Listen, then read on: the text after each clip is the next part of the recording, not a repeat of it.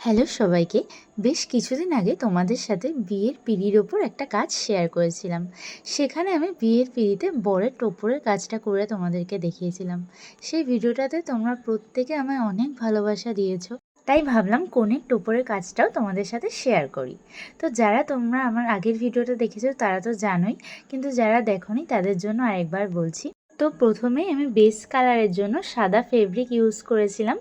তারপর লাল কালারের ফেব্রিক দিয়ে পুরো পিঁড়িটা কভার করে নিয়েছি। দেন সাদা কালারের ফেব্রিক দিয়ে কলকাগুলো করা শুরু করেছি। কোণে টোপরটা আঁকার জন্য আমি পেন্সিল দিয়ে এখানে একটা বেসিক স্কেচ করে নিয়েছি, যাতে আমার কলকা আঁকতে একটু সুবিধা হয়, কারণ আমি খুব ভালো একটা কলকা আঁকতে পারি না। চেষ্টা করি মোটামুটি করা, কিছুটা আমার ইন্সপায়ার ইমেজ দেখে বা কিছুটা আমার নিজের মনের থেকে করার চেষ্টা করি। জানো তো, এই প্রত্যেকটা কাজের জন্য তোমার ভীষণ পরিমাণে ধৈর্যের প্রয়োজন আর অনেকটা মনোযোগী হওয়ার প্রয়োজন। দেখলে মনে হচ্ছে কোনটুকুনি আর কাজ, কিন্তু এই ছোট্ট ছোট্ট একটা একটা তুলির টান, সেগুলো তোমাকে অনেক মন দিয়ে করতে হবে।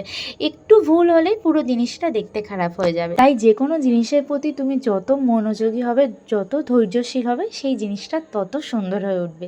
তো আমার পুরো পিঁড়ির কাজটা তোমাদের কেমন লাগলো অবশ্যই জানিও।